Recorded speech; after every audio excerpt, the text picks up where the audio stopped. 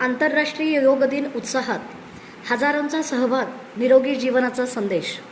12व्या आंतरराष्ट्रीय योग दिनानिमित्त सोलापुरात आज उत्साहपूर्ण वातावरणात सामूहिक योगाभ्यासाचे आयोजन करण्यात आले। हरिभाई देवकरण प्रशालेच्या मैदानावर जिल्हा प्रशासन, जिल्हा क्रीडा कार्यालय, मेरा युवा भारत आणि जिल्हा योग समन्वय समिती यांच्या संयुक्त विद्यमाने हा कार्यक्रम पार पडला। तहसीलदार पूनम दंडेले यांच्या हस्ते दीप प्रज्वलन करून कार्यक्रमाची सुरुवात झाली। जिल्ह्यातील विविध योग संस्था, विद्यार्थी, अधिकारी, कर्मचारी आणि नागरिकांनी मोठ्या संख्येने सहभाग घेतला।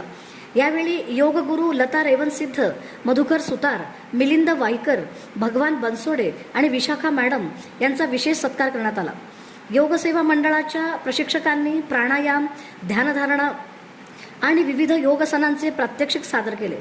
नियमित योगाभ्यासामुळे शारीरिक आणि मानसिक आरोग्य सुदृढ राहते, तसेच निरोगी वृद्धत्वासाठी योग अत्यंत आवश्यक असल्याचा संदेश मान्यवरांनी दिला।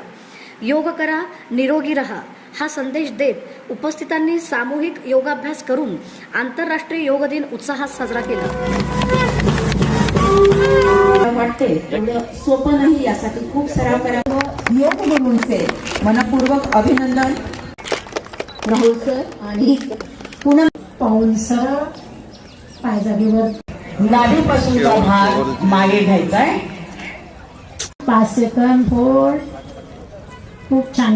काठ, यामुळे शरीराची आणि मनाची शरीर जमिनीवर घेऊन या। भुजंगासनाचा लाभ आहे